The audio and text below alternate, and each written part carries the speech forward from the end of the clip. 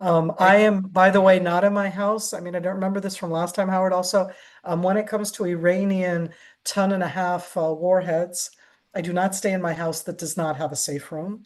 And during the night, I don't like having to walk to the bomb shelter, which is a 3.5 minute walk away once you get there. So I'm at my sister's. So I sleep here and then I go home in the day. So that's why I have also different background than usual. Okay. Well, the time has just gone 8 p.m. South Africa time. It's 8 p.m. in Jerusalem as well, 1 p.m. in Washington, D.C. And across the Middle East, 10 p.m. in Dubai, 9:30 in Tehran.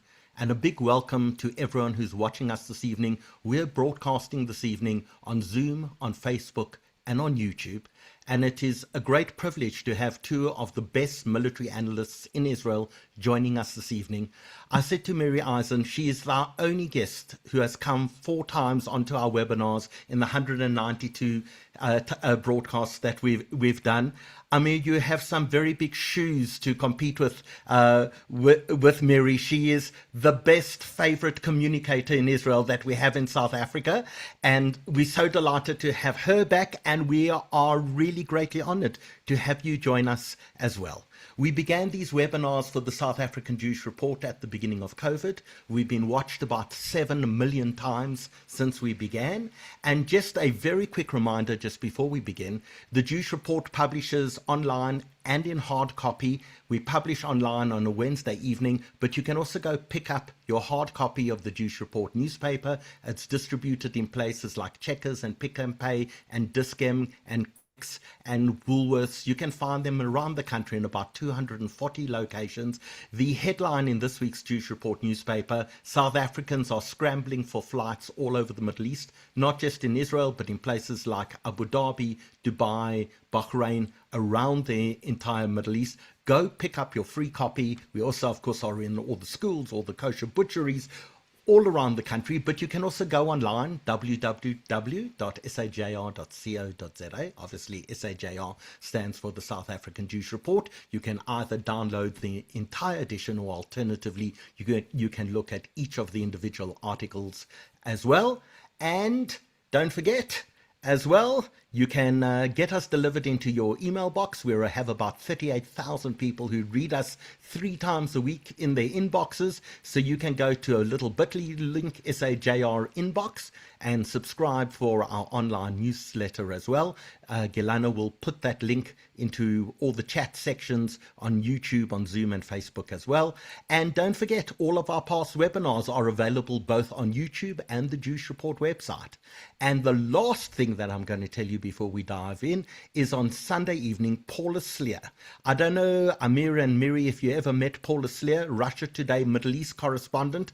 She was in Tahrir Square during the Arab Spring. She was in Libya during the fall of Gaddafi. She was with ISIS. She was in Ukraine, in fact, booted out by the Ukrainians as well. Left Russia Today, came back to South Africa, met a man, fell in love, married him, and he took her for every single cent that she had. On Sunday night, Paula is going to take us through this unbelievable journey of a hardened war journalist and how she fell in love with a con artist. And so that's on Sunday evening. You can point your camera at that little barcode on the screen now, and that will help you register for Sunday evening as Paula tells her absolutely remarkable story. So with that, we're delighted to host this evening together with the JNF, with the Jewish National Fund South Africa. Michael Kransdorf, thank you so much for joining us this evening. We have so much to discuss, and so we want to dive straight in, if you don't mind. Lots of questions, lots of short answers. And if you don't mind, I'm going to begin, and maybe, Miri, I can start with you. Why do we actually have a war going on at the moment? Because Israel's strategy changed after October 7th. This is a direct continuation of, in the sense of the failure of October 7th, but of the changes that happened in Israel's strategy, which means that we now are not delaying, we are not putting things off, we are facing the threats that we think that are existential threats, and we're doing something that in military terms we call preventive or preemptive. That's what we're doing now against Iran. That's why it's now. It's called not waiting until they have the capability and after they have it, but trying to destroy the terror capabilities that they already have, and to do so preemptive, before it becomes what it already is, such a huge threat, but it already is as an existential threat. That's why now I could be more specific about timetables, but the change is the change in Israeli strategy. We choose the time. We're going to prevent it. We're not going to wait around and see and try and delay it the way that we did in the past. Are you suggesting that, in fact, it was inevitable that this war would happen, or regime change would, in fact, be a desired outcome after Iran had armed Hezbollah, trained Hamas, funded all of these proxy armies? Was war with Iran inevitable after the 7th of October? As long as the Islamic regime of Iran, and I want to differentiate for everybody between the Islamic regime and the Persian people, 93 million, that may or may not support the regime, but we're talking about the Islamic regime. This regime, certainly under Khamenei, Ali Khamenei, who would say in his own voice, and I followed his tweets, believe you me, he put out a lot, calling us the cancerous tumor of the world. I think that what happened after October 7th is the understanding that it isn't just rhetoric, that buildup that the Islamic regime has done over dozens of years, the buildup of their own weaponry, the buildup that they did in all the different ways of the proxies. We first went against the main proxy, Hezbollah, in 2024.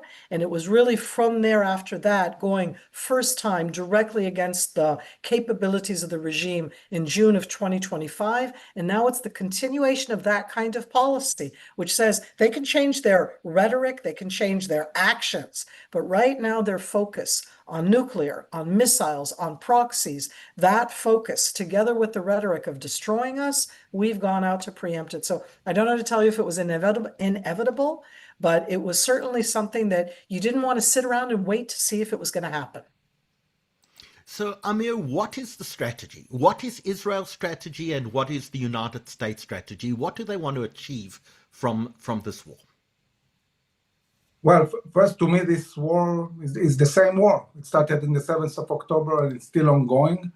Yes, we had something that looked like an operational stop. We focused at a certain point at releasing the hostages and creating some kind of process in Gaza. But I said it then, and I said it at the beginning of the year, that the first 6 months of the year will fully go back to war. And I mentioned that probably Israel and the US will fight together against Iran. It was obvious that it will come. The war is long, it's complicated, it has different stages, but now the goal is crystal clear. Cut the head of the snake, bring down the Iranian regime, and with it all its proxies. When we said at the beginning of the war there can be total victory, this is total victory. The ability to do a regime change. And I would even bet that we'll have peace with Iran before we have peace with Saudi Arabia. We're going to change things entirely. And you see already the reaction. You see now in Lebanon, they understand that this is going towards a regime change and victory. And now the Lebanese suddenly are emboldened. They are kicking out the Revolutionary Guards from Iran. They've been controlled by Iran for years. But now they see it's game over. And they're starting to move faster, opposing Hezbollah, and things are changing on the ground very, very fast. Are the United States objectives and Israel's objectives exactly the same, or is there a degree of divergence between the two? So I think that we're definitely very much aligned. I see all the time in the press throughout the war, since President Trump took office, again and again, people trying to claim that there is some kind of daylight between Israel and the US. There is no daylight between Israel and the US. We're completely aligned. We want to achieve the same goal, change of regime. We both understand that this is an historical moment that will enable to bring Iran into the side of the West, distance Iran from China and Russia, make Iran change alliances and side with the West. And as the US and Israel are doing so, also prepare for peace agreements, for really enlarging the Abraham Accords, an alliance that will extend all the way to Indonesia, Malaysia, Oman, maybe Pakistan, who knows, Saudi Arabia, Lebanon. I think we are moving towards a very different reality, a big alliance that will be both military and economical with new routes of trade, and Israel becoming really a kind of regional Singapore, where all world trade will go through Israel. Israel will become a corridor of energy, also connecting the Saudi pipe to Eilat and from Eilat to Ashkelon. So there are many big issues that are on the table, but the first step is dismantling the Shia axis. And by the way, it's not going to end just with Iran and the Houthis and Hezbollah. We haven't forgotten about Hamas, and Hamas will go back to fight probably in a month or two, dismantle them and demilitarize the Gaza Strip. So, Miri, Saturday morning, I must say I was a little surprised. You saw this enormous build-up that was happening, the pressure was mounting, but there also seemed to be negotiations, report that the negotiations were being well. Did you have any doubt that the dam would break, that war would actually break out? I want to remind us, all of us, that even now there are still negotiations, not the open ones, not in Geneva, not in Oman, but when you are in the high intensity of war, the only way you end the high intensity of war is also through talks, meaning I am positive that right now there are Iranians trying to talk to the United States in all sorts of different ways. And I say that because that happens during the war. So it's not just on Saturday, meaning you had negotiations which were about preventing the high intensity war. And we're at the stage right now because the opening gambit of Iran in this type of one was one that was unacceptable completely to the United States. I want to remind you all, we're not sitting in the negotiation room. The negotiations with the Islamic regime of Iran were done by the United States and by additional countries, and it was mainly focused on the nuclear. One of the changes that happened over this last year, and that is one of those things that happened because of the change, if you asked about, is it the exact same between the United States and Israel? You know, Howard, that I'm a person of words. And I want to remember words even in the Israeli context, okay? We say Israel, we talk about the government of Israel, we have opposition, we have different ideas. And in the United States right now, I absolutely think that we're aligned in the United States with this administration. And I absolutely think that there is an enormous opposition to everything going on right now inside the United States from other people. And they're also American and they're not against the law. And you know, and I say that because on Saturday morning, I think that it was an opportunity which again had to do with the change that happened in Israel, but also the change of administration that happened last year in the United States. And this isn't about Biden bad, Trump good, or vice versa. It's about a change of view of how you achieve that aim, but also on how you view the threat. I love the vision that Amir just gave, but to me, that's still a vision. Iran is a country that's 93 million people, 93 million. It's a very large country. And in that country, there are absolutely millions of people who totally are against this regime. But Howard, it's also about education. And inside Iran, education for the last 47 years has been the Islamic regime's education. And that means that there are lots of people that bite into that harsh terror Islamic regime type of ideology, so that on Saturday when it happened to me, it's against the capabilities of the Islamic terror regime. That does not yet bring about regime change. Those are two different things, and we need to focus right now that we're destroying the terror capabilities, the missiles, the launchers, the different places that they make them, the drones, let alone the fact all of the different units that both are the units that use all of those different weaponries, but also the ones that train, supply, and arm all of the proxies. We're attacking the proxies. Hezbollah right now, because Hezbollah joined in, I don't know that they gave us the excuse to do so.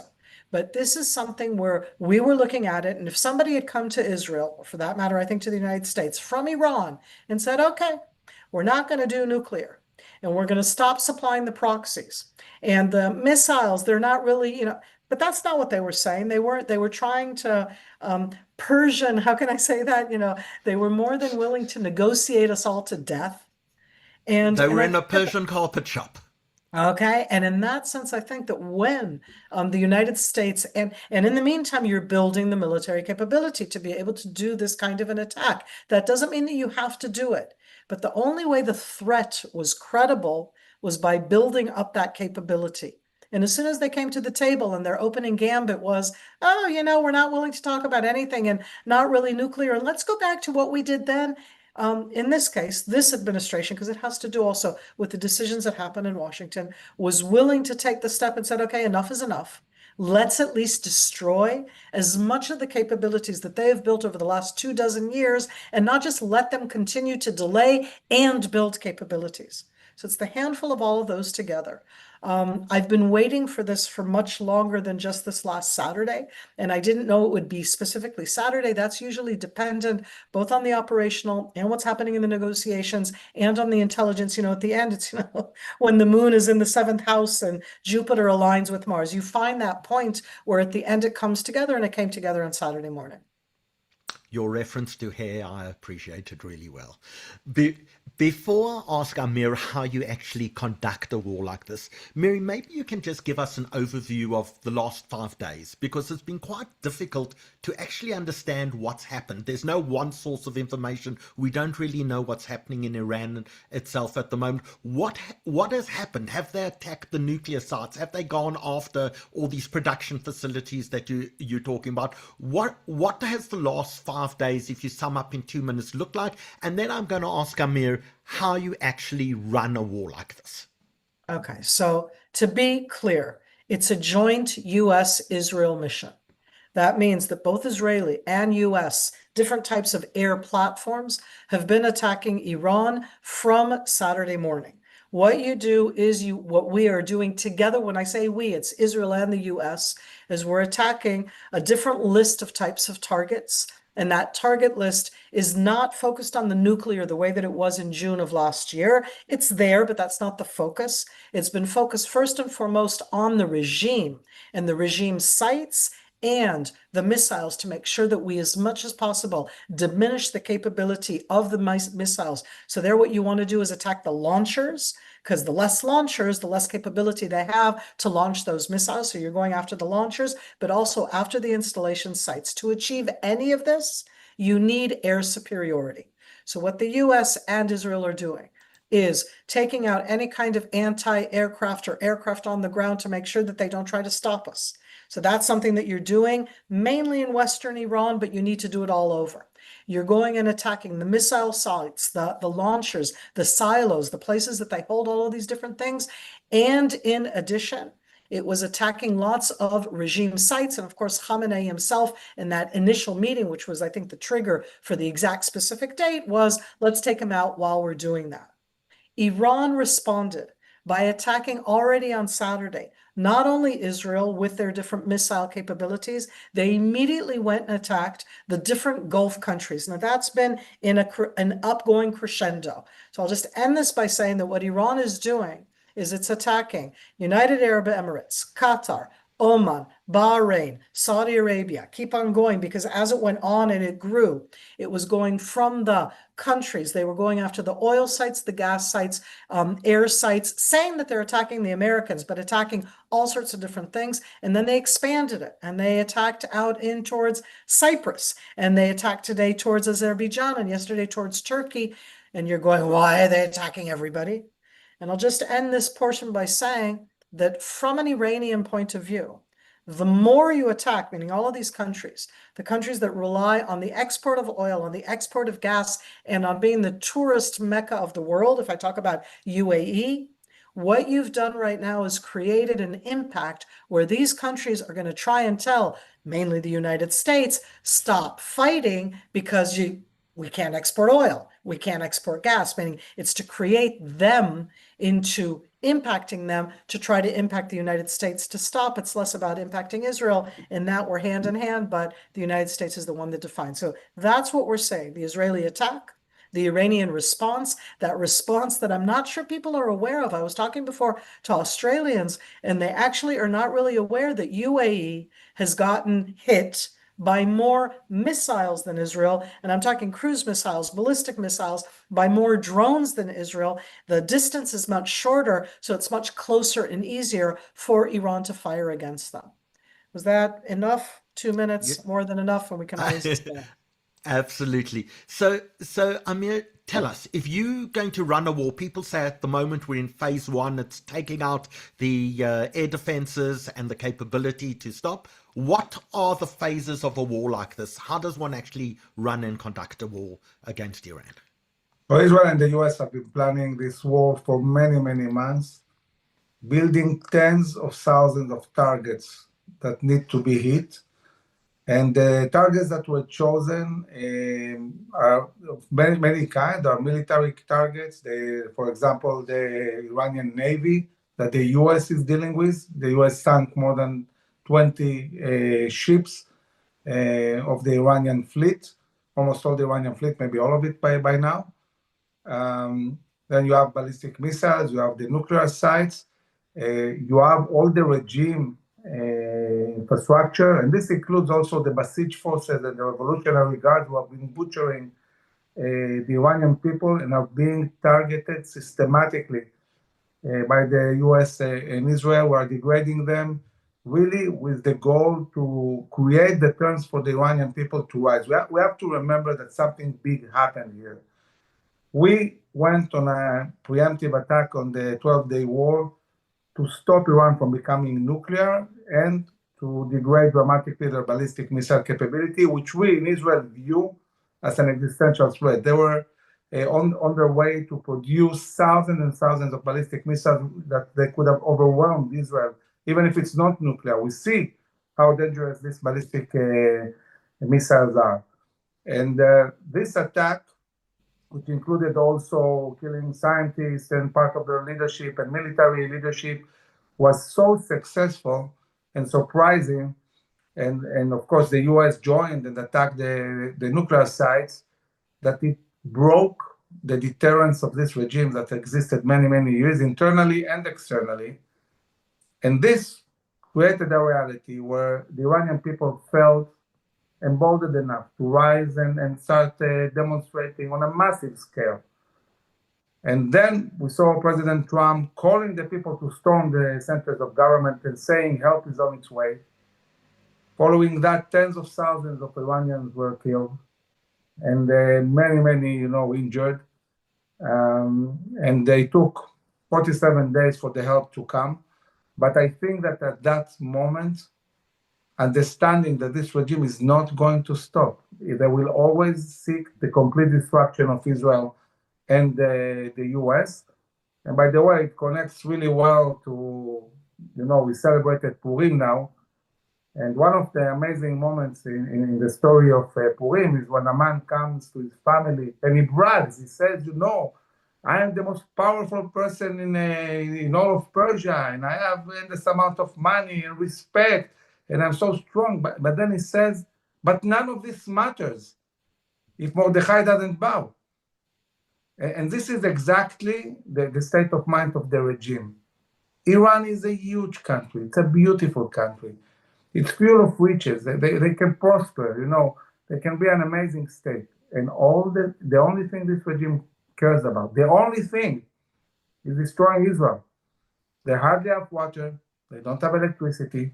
The currency is broken, and yet they spent, just since the 12-day war, $700 million on Hezbollah. And they're producing around-the-clock ballistic missiles and renewing the nuclear program. They're obsessed with the destruction of Israel and the US, the big Satan and the small Satan.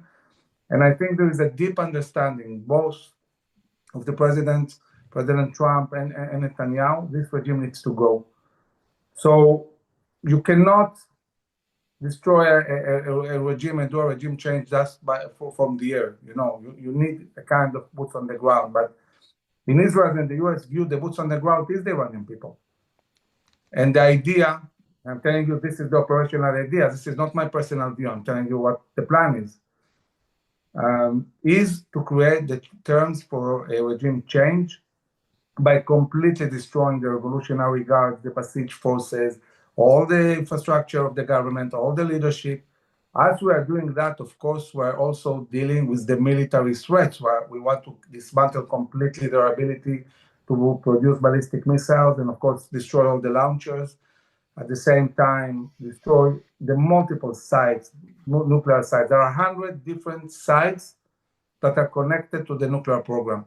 All of them are being targeted now with B-52, with B-2, with B-1, with the IDF, different capabilities that are being used.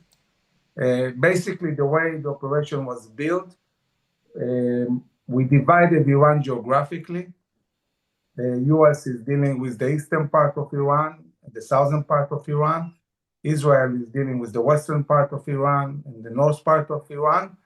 But then, a part of the geographical division, there is also specific targets that each one of the countries is dealing with. As I mentioned, for example, only the US is dealing with the Iranian Navy. Israel is not dealing with that.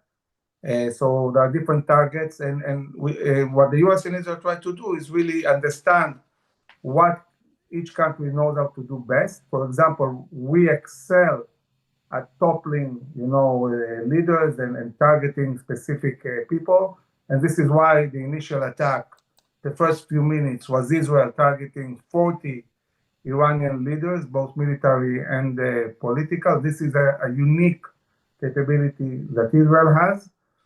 And the US has other advantages. Israel started very strongly. When we look at the first 4 days, Israel attacked 5,000 times. The US attacked 2,000 times. But the US, it's a giant that takes time to accelerate, and they are accelerating more and more and more. And I would assume that in a week, we'll see the US in all its might and power.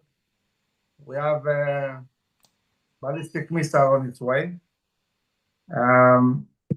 So we'll see the US accelerating. The president said we just began. It's not even a week. We're just starting. And already now the attack is overwhelming. This time, unlike what happened 47 days ago, the US and Israel are very careful in calling the Iranian people to go out to the streets and storm the regime. They are saying to them, wait, let us degrade them first. And when they will be degraded to a certain extent, then probably at a certain point, Israel and the US will call the Iranian people to go back to demonstrate and be part of bringing down this regime. I think we're in an historical moment where we cannot do what the US did in Venezuela. Just take the same kind of people with the same ideology and then put them in charge. Then maybe it will work for a year or two, and then they'll go back doing what they do. These are very radical people.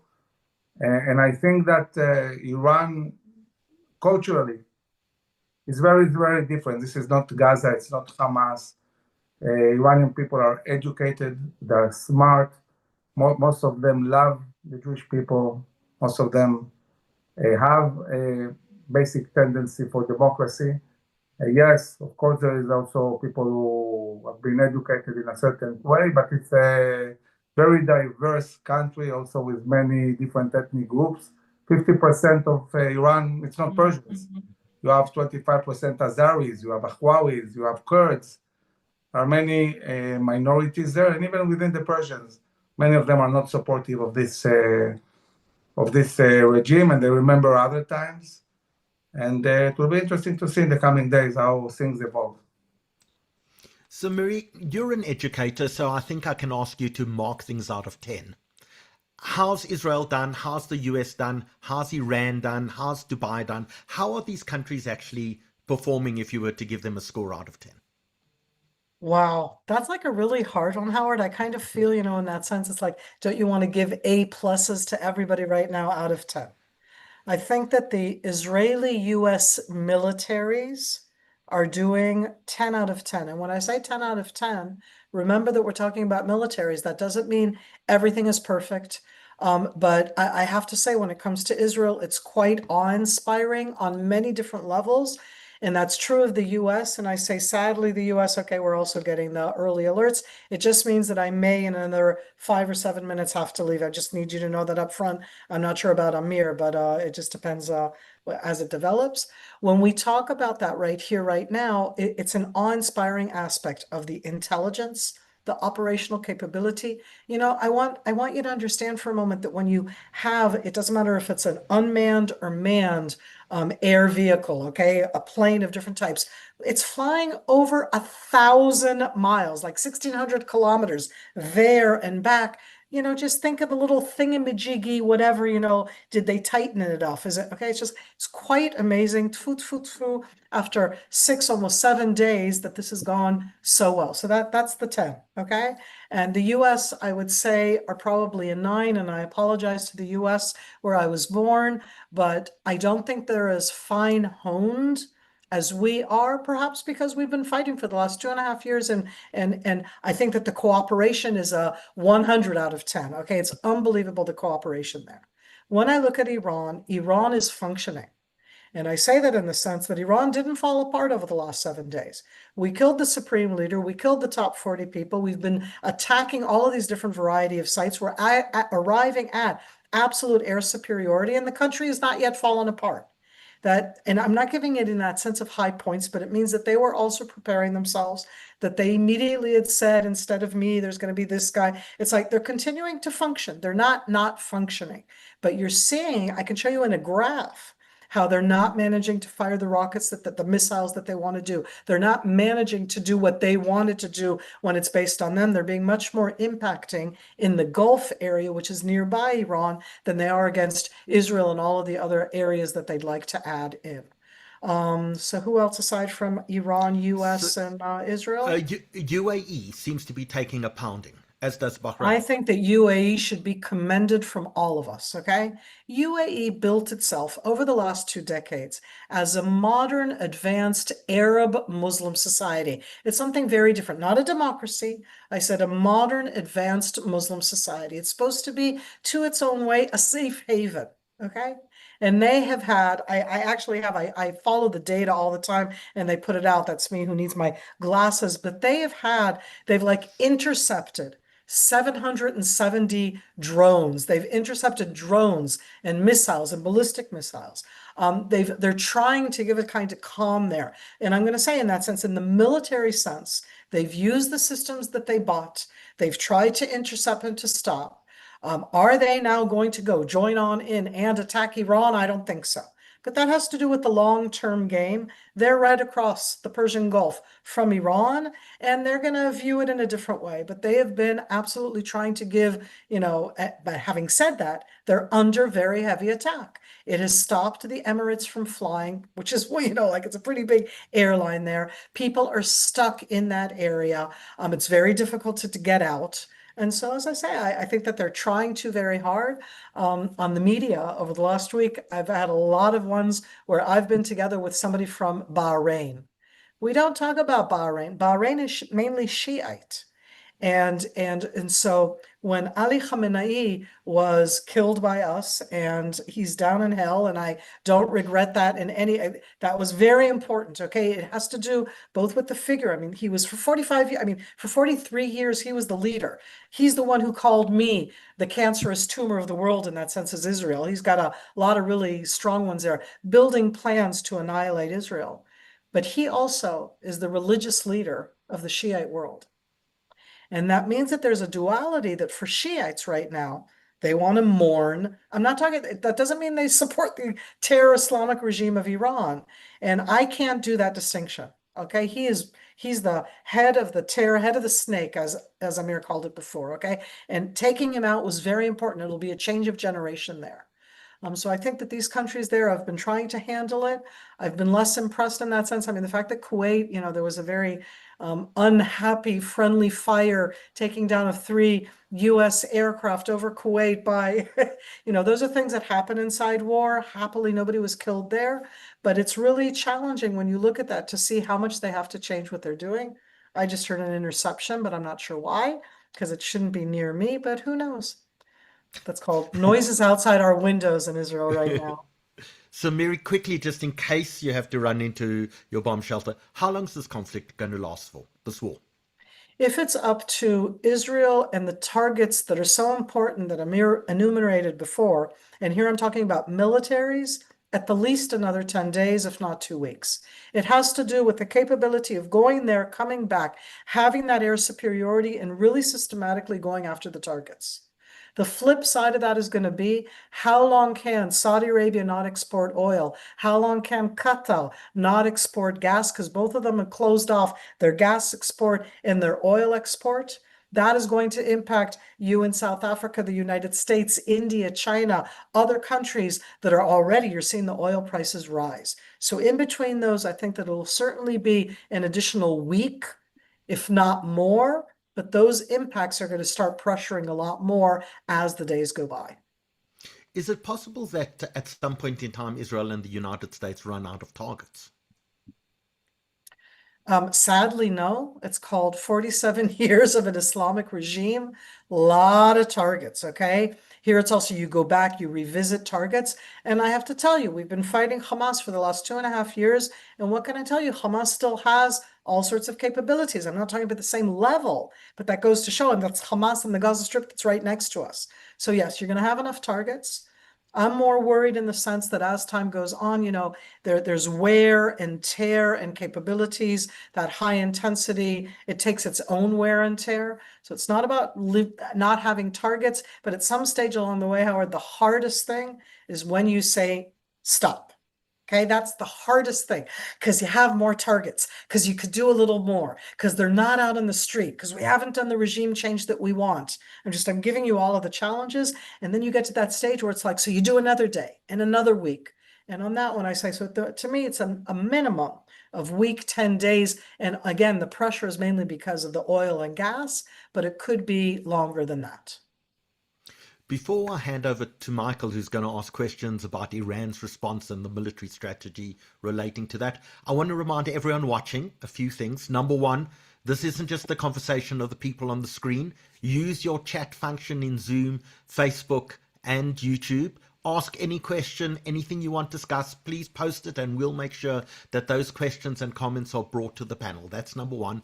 And number two, if you are watching us on YouTube, please click the like and subscribe button. That allows us to communicate with you much easier. So if you do us that favor, that just allows us to bring you more programs and more broadcasts like that one. Michael, I think I'm exhausting the panelists, so I want to give you a chance to, no one's run off to a bomb shelter or my mud No, yet. mine's clear. I'm okay. Yours is clear. So Michael. I don't know about Amir, but I'm okay. Yeah, it's okay. You're good, Amir. Okay, great. Cool. Mike, over to you. Can I ask how you'd rate Iran's response to the to the attack? I know the American Defense Secretary said that it was an unfair fight, but what can they do, and how do you think they have responded so far, and what actually can they do against this overwhelming force from the Israelis and the Americans? So obviously, Iran cannot stop Israel and the US. We reached the point where we basically are dominating Iranian skies completely. And from that moment onwards, we're going to do whatever we want, when we want, where we want, and how much we want, us in the US. So what is the strategy? What is Iran doing? Iran knows that there is one thing that worries Americans and the president, certainly looking at elections in November, is cost of living, is the price of energy. So this is exactly what they're dealing with. We remember that not long ago, the president addressed the nation. He got to talk about Iran after an hour. The first hour was talking about economy, because this is what, is important for the American people. And the Iranians know that. So they're trying to put two kinds of pressure. One is raising the prices of oil. They try to do it in two ways: close the Hormuz straits and stop trade. Now, I don't know how effectively they can do it because their whole navy was sunk. And I think that the US is perfectly capable of keeping the Hormuz straits open, or they're supposed to be capable to do it. And the other thing that the Iranians are doing is are shooting the oil fields, the refineries. And I don't know if you notice, but Israel and the US are not shooting the Iranian refineries and oil. We could have obliterated them in an hour, all of them, everything. Could have set back Iran 100 years. But Israel and US are not doing so, and that we're not doing that because there is a day after. If you do a regime change, you need this country to thrive. They need to have an economy. So while they are shooting oil fields and refineries and trying to really stop production of oil, at least for now, Israel and the US are not shooting their refineries. They're all concentrated in one island. It takes minutes to destroy this, but it's not being done. But they're trying to raise the prices of oil. The other thing that they're doing by shooting all the countries is put international pressure on the US. But actually, it's backfiring on them. You see country after country understanding where this is going. They understand that this regime is about to fall, and they are now siding with Israel and the US. Lebanon is a very good example. Suddenly, they got emboldened and they are dealing now with the Iranians on Lebanese soil, and they are much more emboldened to fight Hezbollah.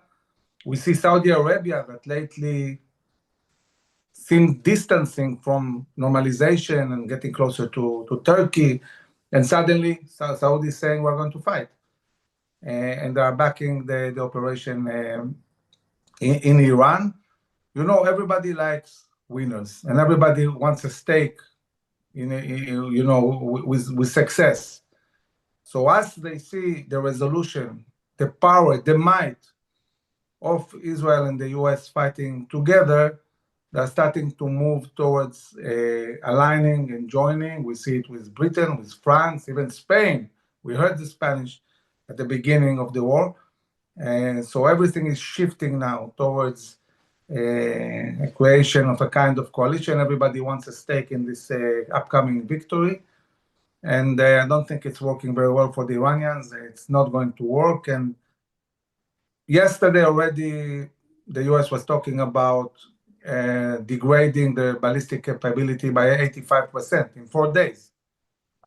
So how long will it take to completely destroy this capability? And once they don't have ballistic missiles and they don't have drones, they are completely defenseless.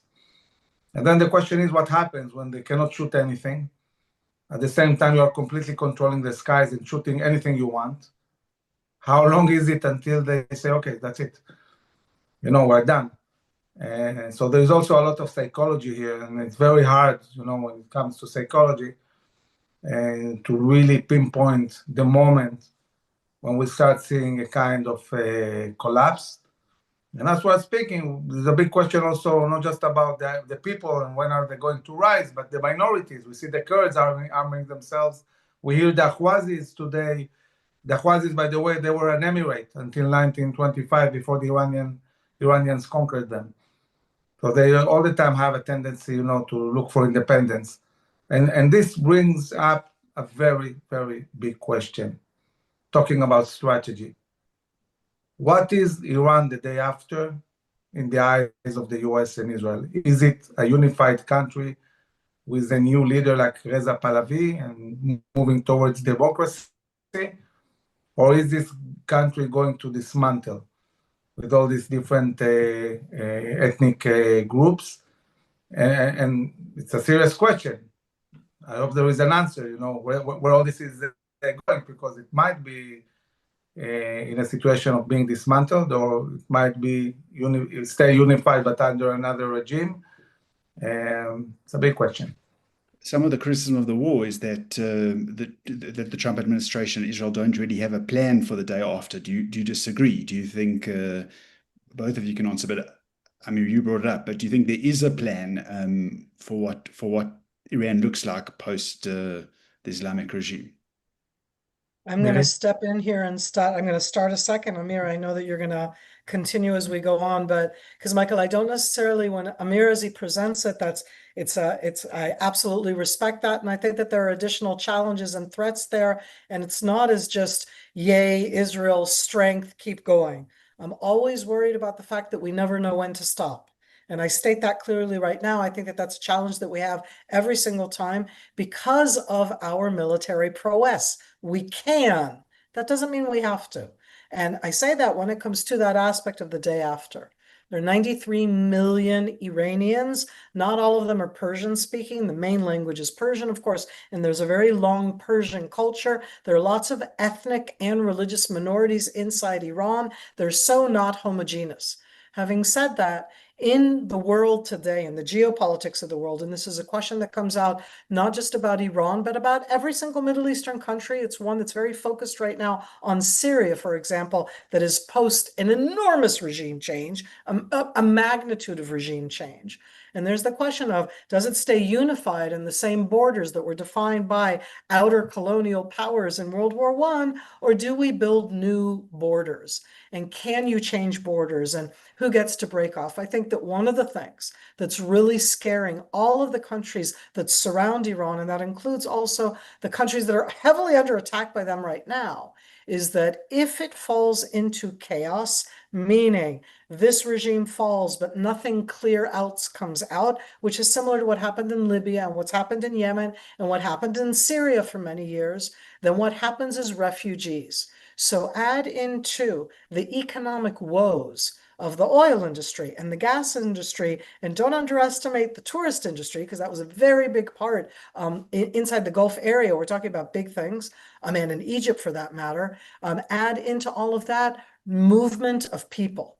Turkey's hosting over maybe 3.5 million Syrians. Turkey shares a border with Iran. It does not want to receive on and in. So when we talk about the day after, and I pose it because of that as a question and not an exclamation mark, I don't think that you can do it by an outer force with boots on the ground, because it's 93 million people, okay? You don't just come in and conquer it and have boots on the ground and do something. But the domestic aspect is not a clear-cut one. Pahlavi is very much revered outside of Iran. That doesn't mean that inside Iran they have wonderful memories of his father. Okay, let's not turn the Shah into a good guy.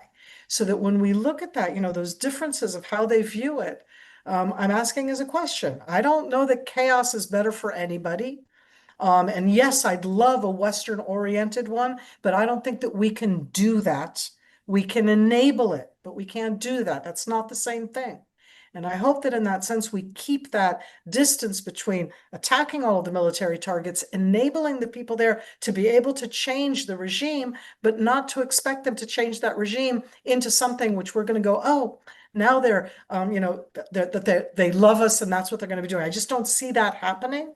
And I'm very wary of the impact that we have, because I said, I'm always wary of our military might that's so effective, and our lack of capability over the last 2.5 years to turn that military might in so many arenas into a positive aspect after that. Look at the rest of the world right now that hates us. And we can say they're all stupid and they don't understand, but that also has to do with our use of military prowess without afterwards showing a clear-cut day after. Great, thanks, Miri. Can I ask about, Iran's proxy strategy was Hezbollah, Hamas, the Houthis. That seems to have totally failed. Hamas hasn't done anything, and Hezbollah has sort of responded, but it hasn't been the kind of overwhelming force that possibly it could have been. So do you guys have a view on whether that proxy strategy, Israel's neutralized it? Amir, do you want to go? Yeah, I'll start and be succinct. Oh, sorry. Amir, you want to go first? Go for it. So we are arriving to this stage of the war after we have degraded dramatically these proxies throughout the war. We went clockwise. We started with Hamas. We focused on Hamas, and we were on the defense on all other fronts. Then we shifted the center of gravity to Hezbollah and did an amazing attack on Hezbollah with the pagers, we all remember, and taking out Nasrallah and many of their strategic assets. From there, we moved to Syria. We destroyed completely the Syrian army and went into Syria, and were controlling the high grounds on the Hermon mountain. We dealt also with the Houthis and degraded them. And then we launched the attack on Iran. So when we are reaching this part of the war, this is after we really degraded all these proxies So they're less effective. And by the way, I can tell you that the day we signed a ceasefire with Lebanon, I met with the previous Minister of Defense, Gallant, and he said to me, Amir, you know, Iran lost its strategic depths because this is their strategy. They use proxies to create strategic depths so they don't have to fight themselves. And once they lost Hezbollah and Hamas, not that they were completely eliminated, but they became really weak and irrelevant. He said they will shift now strategy and will make a run for nuclear weapons. And now the question is in this race, who attacks first? Are we going to stop them from becoming nuclear, or are they going to become nuclear? And the day we signed the ceasefire with Lebanon, the Prime Minister Netanyahu said, we signed the ceasefire, and we are shifting the whole center of gravity of Israel from Lebanon to Iran. Not many people listened to it because people were really busy with the hostages and Gaza, and the whole media was around Gaza. But at that moment, the whole Israeli defense establishment, all our industries, the Mossad, the army, all of the Israeli defense establishment started preparing for the biggest moment of all, the first ever attack of Israel on Iran. And in the months we prepared for this moment, Israel developed technologies that are beyond imagination, that bend the laws of physics and chemistry. Technologies, by the way, that not only enabled us to defeat Iran in 12 days and achieve our missions, it's technologies that are going to impact a decade ahead. Really amazing things were developed in Israel. And we fought in Iran, and we are fighting in Iran as if we are fighting in Gaza or in Lebanon. We are operating drones 2,000 kilometers from Israel as if we are operating them on our border. It's an amazing capability. And at the end of the day, instead of, again, just dealing with all these proxies, we understand that if we deal with Iran, with this regime, and the regime stops supporting these proxies, they will die. Or the countries will throw them out, just as we see now in Lebanon, and might happen also later on in Yemen. In Yemen, you have forces fighting the Houthis. You have the South Yemeni government, and you have the government supported also by Saudi Arabia. So dealing with Iran will impact the whole region and will enable to dismantle probably all these proxies. And as I said, we're not forgetting about Hamas.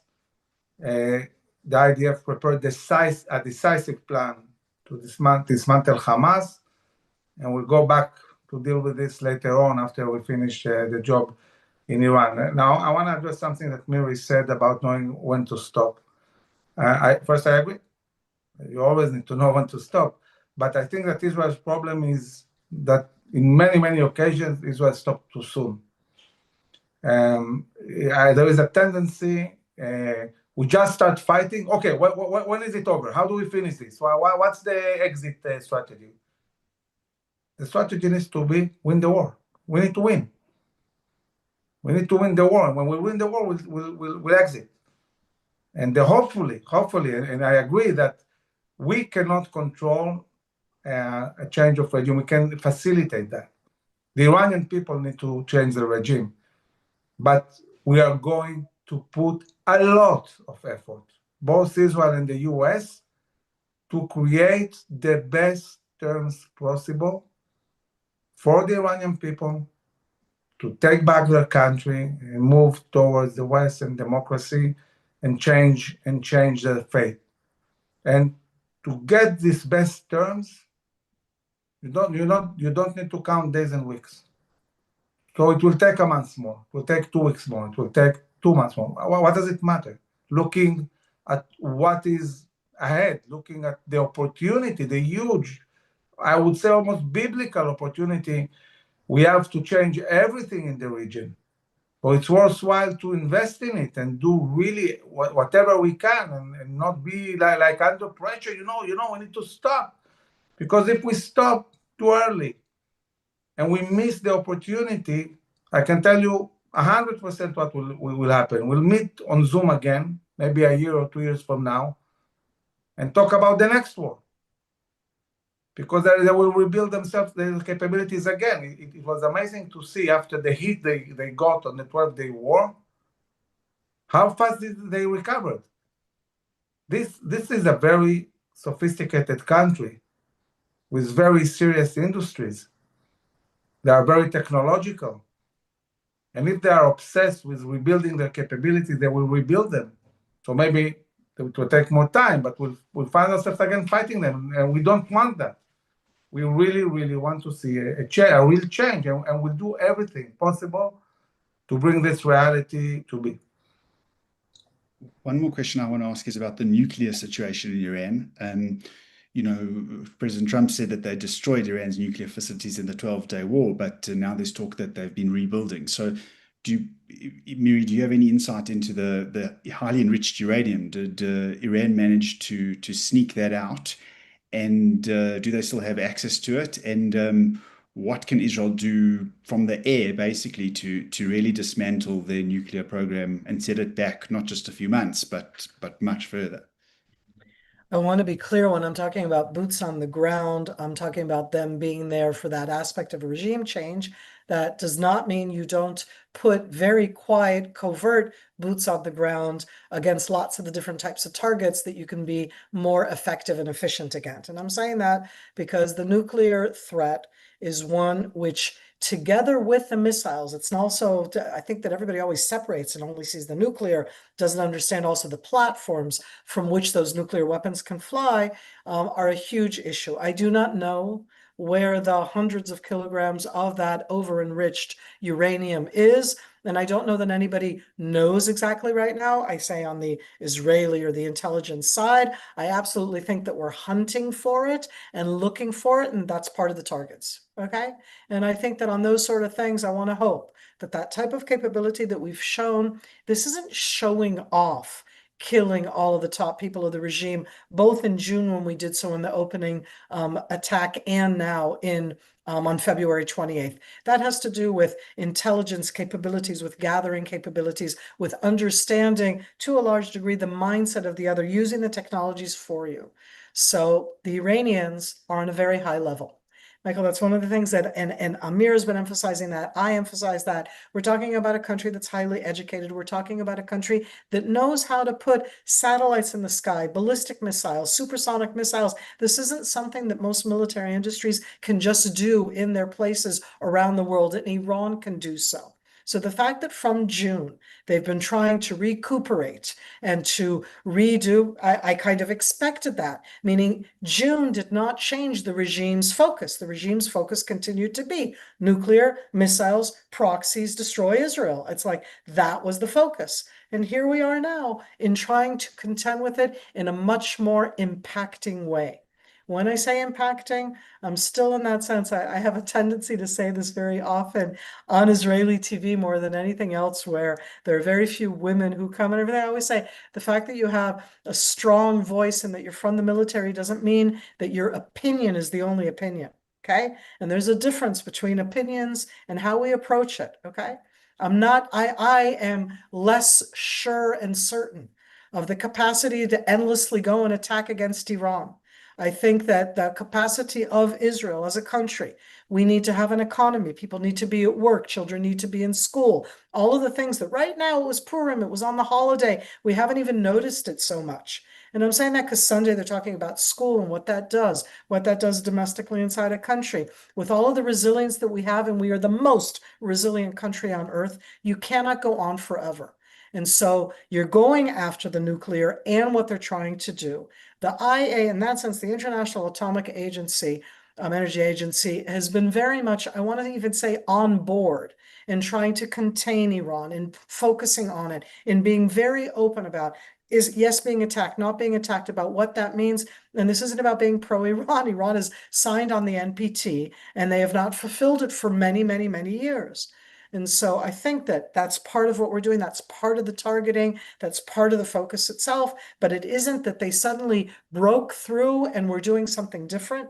They still had to recuperate and recover, but they know how to recuperate and recover, and they know how to extend their capabilities. And as I said before, they are functioning. The fact that they're not managing to do things against us, we have absolute air superiority. I sure hope that they could do less than they're even doing now. But what they're doing still has an impact, and you cannot continue that impact in Israel endlessly. It just, we do not, and when I say endlessly, I'm not talking, like, I'm talking that at more than 2 weeks is something that becomes very difficult. Agreed. So guys, before we continue, and we're only going to keep you about another 15 minutes if that's okay with both of you, and let me tell you what's ahead. We want to talk about decapitating the regime and how do we get regime change in Iran.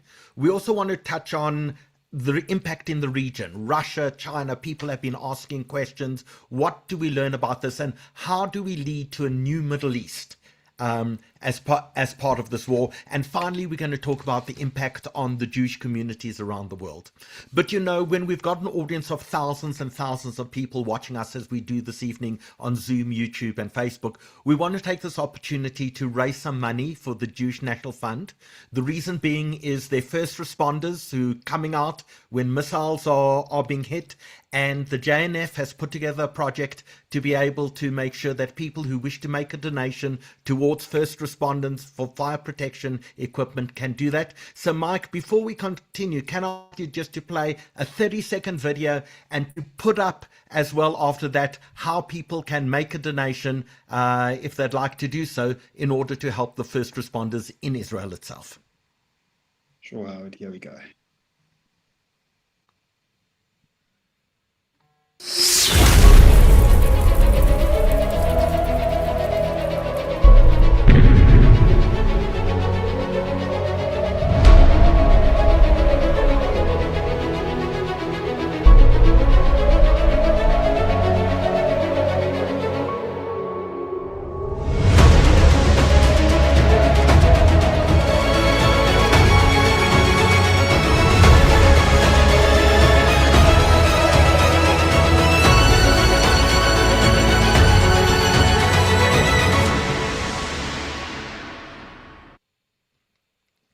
So Michael, in order to support first responders in Israel, get them firefighting equipment, you're going to put a QR code up onto the screen now. We're going to continue talking, but we'll leave that up for about a minute.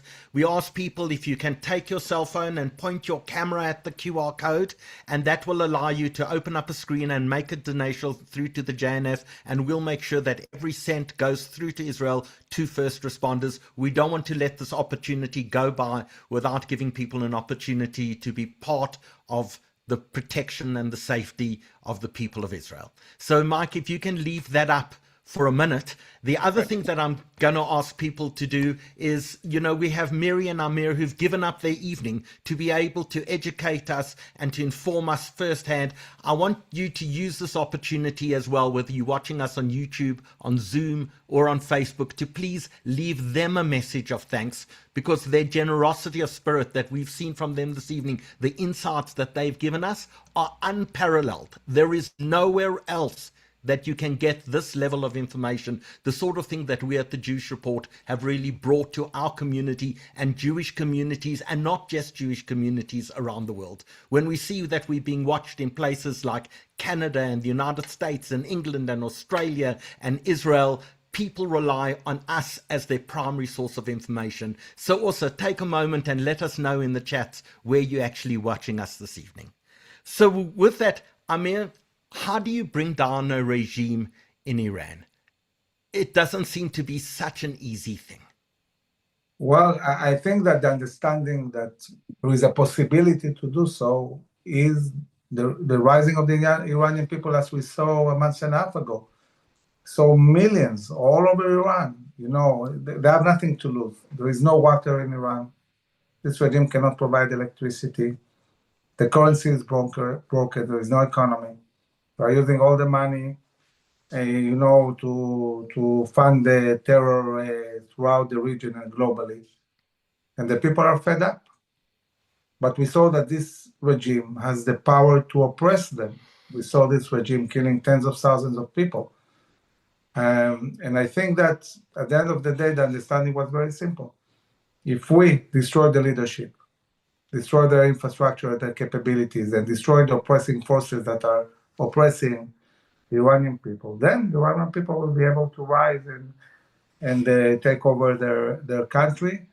And this is what is being done now. Maybe we'll manage to destroy everything, and they are not going to do so. And maybe they will rise. I must say that I'm very optimistic. The 90 million people of Iran are the boots on the ground. They are the ones that need to take their responsibility, and I think they understand. They have one chance to do it, a real chance. And this is the message that President Trump and Prime Minister Netanyahu are sending again and again.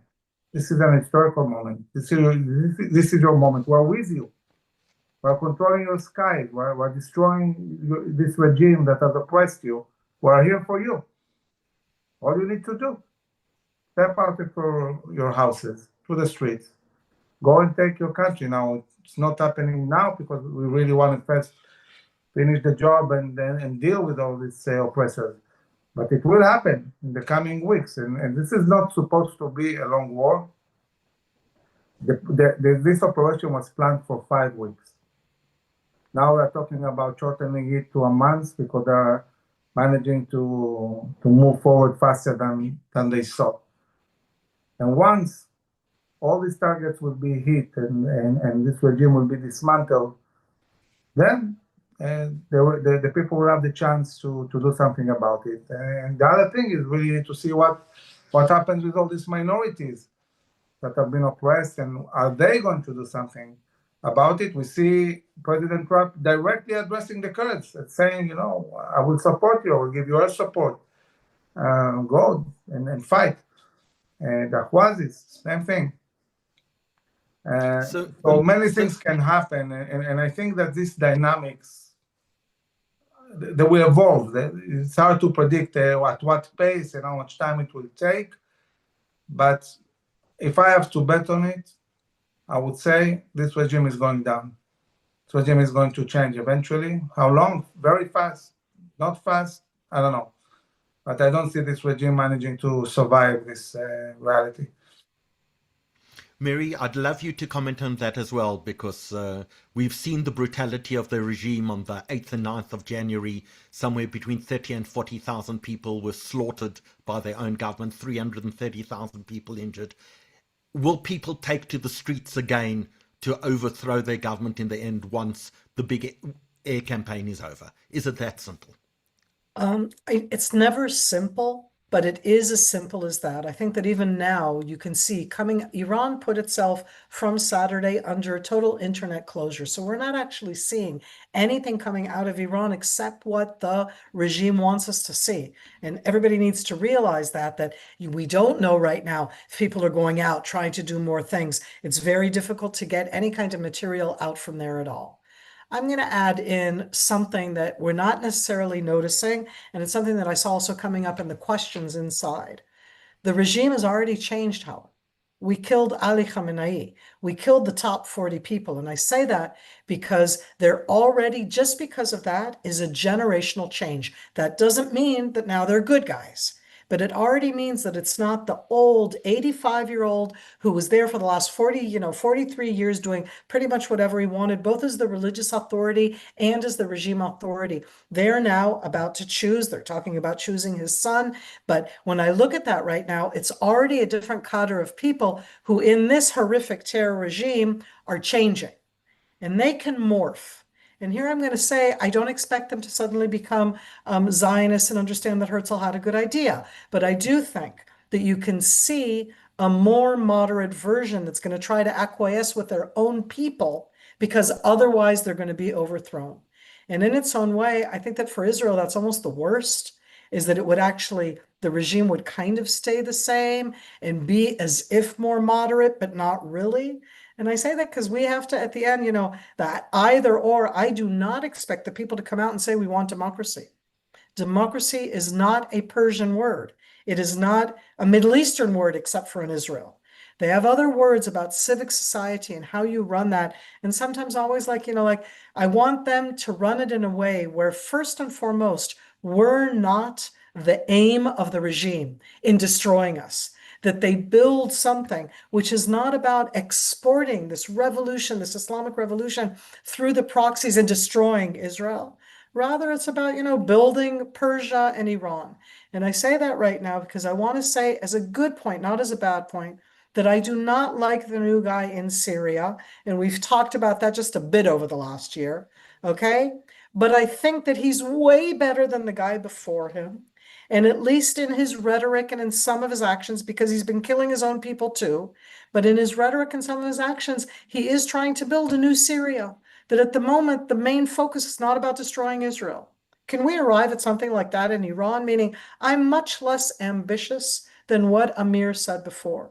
I feel that if there can be a regime change, it's now about Iran. It's not about the West, and it's not about let's be part of that, but it's about Iran and building Iran and doing something which is not about the proxies, the missiles, and nuclear.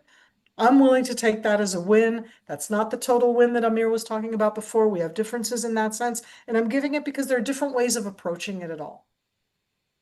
So, Miri, I think there's probably no one who understands the regional power plays within the Middle East better than yourself. And if we were to look 6 months in advance, 12 months in advance, 2 years in advance, what does the Middle East look like? Has this war reshaped what we see for the future for the entire region? The October 7th war already did that.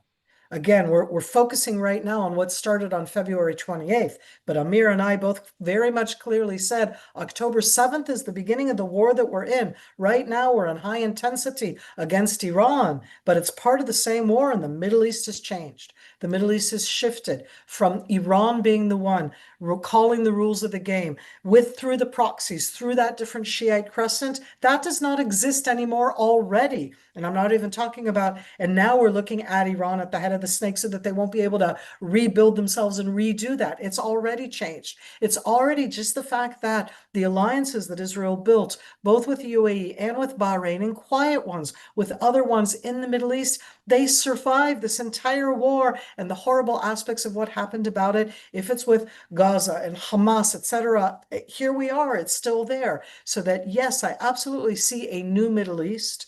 There are lots of opportunities. And I always say there are threats, and I could give you the list. But when you only look at it through the threats, you sometimes also miss opportunities. Sometimes you have to be very strong and take advantage of the opportunities. So there are other countries now, again, like Syria in that sense, is both a threat and an opportunity. Lebanon is certainly, with Hezbollah, a threat and yet an opportunity. And those are countries that border us. And they're totally changed already, okay? Lebanon it's amazing. You realize that today they kicked out the Iranian Revolutionary Guard. They outlawed Hezbollah. I'm like, Lebanon, that country to my north? And for most Israelis, that's not enough. But that's a huge change. In Syria, they also stopped in a lot of different ways. They're not allowing Iran in any way to be there. The Syrian president, in his own voice, has said that he's against the Islamic regime. He wouldn't allow the Iranians to be there. That's a new Middle East.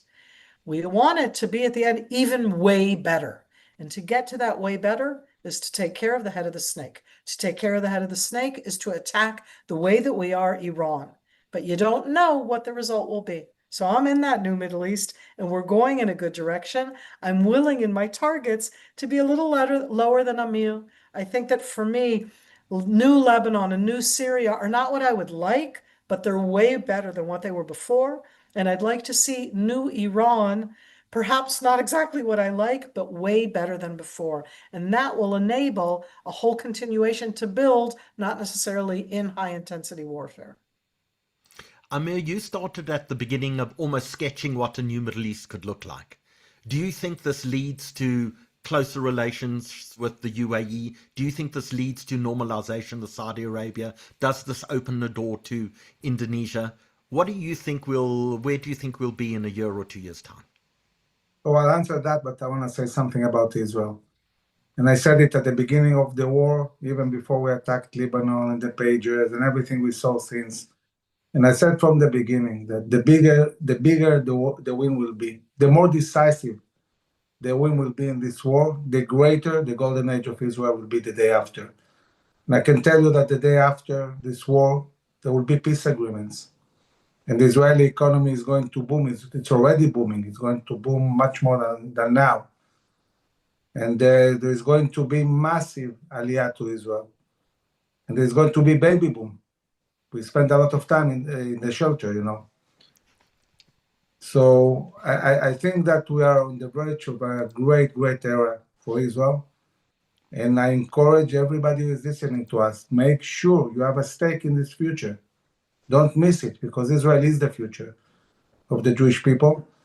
And I'm sure that following this war, we'll see the signing of peace agreements. We might see this already now. I mean, this year, even before elections that are projected to be in September or October. Yes, we'll see normalization with many countries, hopefully also with Iran. And really a completely different future, also talking about economy and prosperity and so on. And I must tell you that as optimistic as I am about the future of Israel and where these things are going, I'm very, very pessimistic as for anti-Semitism and the growth. I'm afraid it's going to grow exponentially. And Israel will have to deal with this. I mean, we have a responsibility. We're a strong country to defend Jews wherever they are, and really be much more proactive when talking about delegitimation and anti-Semitism. And at the same time, facilitate for Jews to make Aliyah and invest in Israel. We're not doing enough. And because I project that many Jews will come to Israel, we have to get ready for that. For a day, the people will make Aliyah, because you know, the Jewish Agency is talking about 1 million Jews that are getting ready to come to Israel. They're waiting for the end of the war. And once there are peace agreements and the war will end, we'll see a very bright future.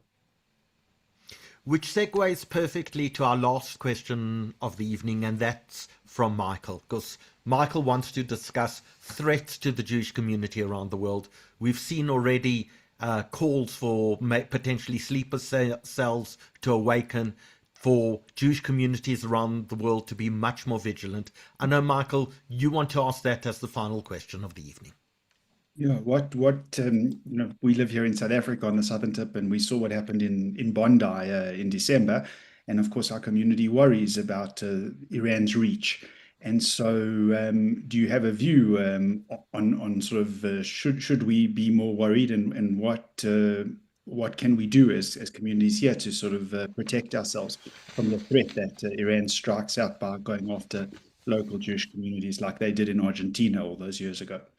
So, Michael, it's not just sadly the Iranians. And I say that because we have to breathe in deep.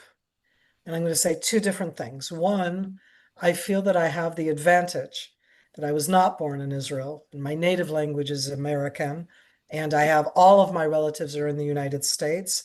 And I, different from many other people, I think that Jewish communities around the world should thrive. I love the Jewish diaspora, and I love that give and take of having a Jewish diaspora and a state of Israel.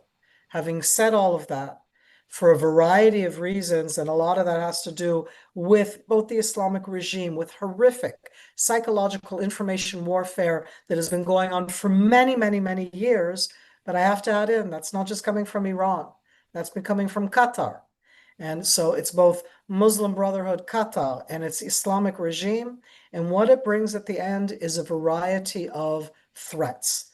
I think, having been hosted by you in South Africa, but I saw that you have hosts all around the world, and I saw that you have now from Canada, so many people from around the world. I say, sadly, you are all targets. I think that Jewish communities worldwide right now are very aware of that. I have seen everybody. I mean, at the end, I've been in the States and in Canada for a lot over the last few months. And I say that because I see how they're taking it, and they take the threat seriously. And I sadly say, I don't think, like Amir said, they're not going to get lower. They're going to get higher. And part of that has to do with Israel's change of strategy, which means that we're going on the offensive. And I want us to be on the offensive, and I don't want us to be the ones that are passive and waiting and only responding. I like the fact that we're on the offensive, but it has an impact on all of you, because that type of strategy is viewed right now by leaderships in many of your countries in a very negative way. And as I always say, like the leadership of your own country, says that what we're doing is horrific, and I'm not using the words right now, that opens up the possibility that your local population, not only recruited by Iran or by Muslim Brotherhood, there are lots of different options there when it comes to the voices of terrorism, but that horrific I want to say misguided, but it's so much worse than that, presentation, so slanted, so horrific of what we're doing, is one that brings about, it's like it inspires. And as I always end with this one here, terrorism is about education and innovation. And those are not the two terms that you expect to find when you talk about terrorism. But people are recruited through education, and inside terrorism, they're very innovative. And so I say, sadly, yes, you have to look at that. I think that in South Africa, of all places, you were very aware of threats. I think the United States is waking up to different kinds of threats, to the type of anti-Semitism they didn't have before. And I think that a lot of the European Jews are going to leave Europe. And I just said something so generalization right now, because I absolutely see the million Jews that are going to want to move here, because you don't want to live in a place where you're living behind a guard all the time, that anything you do is perceived in such a horrific way. So yeah, we have a lot on our table. Thanks, Miri. Amir, do you want to say a final word? Anything you'd like to say about the... So, you really go into details. How it's amazing to see how many 7th of October we had throughout history without having Israel. Again and again and again, we had pogroms, the size and level of 7th of October all around the world, especially in Europe, in East Europe, in Ukraine, in Russia, Poland. Anti-Semitism didn't start in 1948. It's been around for thousands of years. It's not going anywhere. So yeah, we need to be aware, we need to be proactive, and I think that Israel needs to see it as a campaign that Israel needs to deal with and lead. We're not taking responsibility as a Jewish state to the extent we should to deal with this phenomena and help protect Jews around the world and fight all this information war. We can do it much better if we want to, and if we want to invest in doing so, and we should. Also intelligence, Mossad, that is responsible for really monitoring what's going on in the Jewish world. But our problems are not just anti-Semitism, it's also assimilation on an alarming pace, something we haven't seen in thousands of years. So on one hand, we need to be really proactive, and there needs to be awareness and readiness, and there's a lot to do. On the other hand, I'll say something harsh, but I think the truth needs to be said. There is no future for Jews in the diaspora in the long term. I think the real future is in Israel. And I disagree. Yeah, you can disagree, but I'm saying, when you have 80% of the Jews in the US assimilating, there is no future. No. And I think that I would really encourage every family, at least if you don't make Aliyah, have a stake in Israel. Invest, buy an apartment. Because I can tell you that in a few years, even if you will want to buy an apartment, I'm not sure there will be one. I mean, we're not building in the pace that is in line with the amount of Jews that are supposed to come to Israel. It is going to be a very big challenge. So I think Jews need to have a stake in Israel and prepare for the future. And Israel needs to be proactive and defend the Jews wherever they are. We have to connect Israel and the Jewish diaspora much, much better than we're doing at the moment. Great, thank you. If there might not be apartments, but the JNF always have trees for people to buy to have a stake in Israel. And what a better way to end a webinar in the most Jewish way possible, a disagreement. I don't think the people watching actually appreciate and understand how fortunate we are to have two of the greatest strategic military minds in Israel spend an entire evening with us. So from the bottom of my heart, I want to thank Miri, you for the 4th time, and Amir for the first, but certainly not the last time. I just want to thank you so much for giving so generously of your time to our community and to the Jewish community around the world, and not just the Jewish community, because 30-40% of the people who watch us around the world are not Jewish at all, but they care passionately about issues that are important to our community, care passionately about Israel, and are really determined to be educated. What you guys have done this evening is a true blessing for all of us. I want to thank the thousands and thousands of people who've watched us this evening, and the many more thousands of people who will watch us the coming week on YouTube after we post this. It has been so informative, so inspiring, and also a little frightening. War is not a game. And people die, and innocent people die, and there will be casualties as part of this process. And we have to think of the innocents on all sides who will pay a terrible price for potentially a greater good. I want to thank you all for watching this evening. We'll be back on Sunday as well with Paula Sleer, who's going to tell us her remarkable story of being a war journalist around the world and her experiences in love, which maybe turned out to be the greatest war of all. With that, I'm going to turn off our cameras, and all our guests will turn off their cameras and their audio. Mike, if people haven't yet made a donation, please, if you can put back your QR code so people can make a donation to the JNF for firefighting equipment, to make sure that first responders actually get the opportunity to be able to be protected as they respond to missile strikes and drone strikes throughout Israel. And just a huge thank you to all of you who watched this evening. We really appreciate all of your interests. On behalf of the Jewish Report and Michael, on behalf of the JNF as well, a huge thank you to you all. Good night, everyone. Good night, everyone. Please also, if you haven't said thank you to our 2 guests, take this last moment to be able to do that. Thank you and good night to everyone.